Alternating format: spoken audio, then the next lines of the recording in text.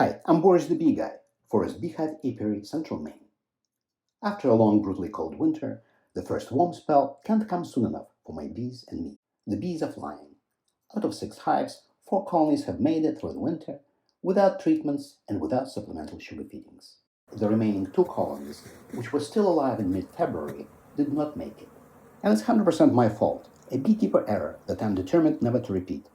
During this first warm spell, there is still no natural forage, so it's a good time to feed the bees with their own fall honey that I stored for them in the freezer. I made sure to bring these partial honey frames to room temperature before giving them to the bees. I opened the lid, and you can see how the bees wintered.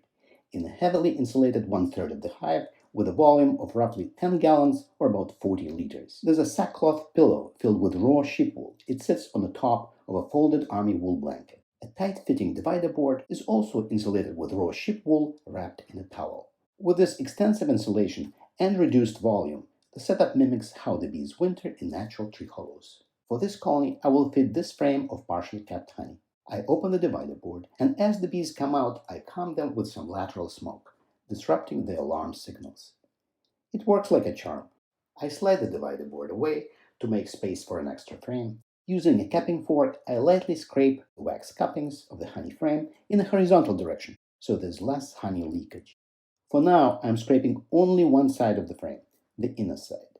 Before sliding the frame in, I use a little smoke to drive the bees down so I don't squish them while inserting the new frame with exposed honey. Then I press the insulated divider board tightly against the frames. In climates with cold winters, horizontal hives require the divider board to fit tightly, with no gaps or cracks. As I found out, the only difference between the 4 surviving colonies and the 2 that perished is that only in the perished colonies the divider boards were fitting very loosely. Because the divider boards were loose, heat escaped through the gaps, and instead of warming a small insulated winter space, the bees had to heat a much larger volume, consuming far more honey in the process. In the perished colonies, there were many bees on the bottom board.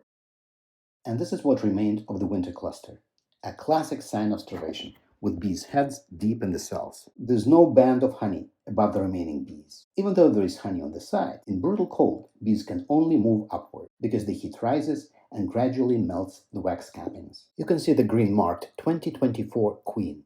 She was excellent. She led her colony through the previous winter and would have likely survived this one, if only I had insulated the inner bee space properly. The warm spell will end in a day, so I am putting most of the insulation back for wintering and closing the hive. Thanks for watching. Please hit like and subscribe.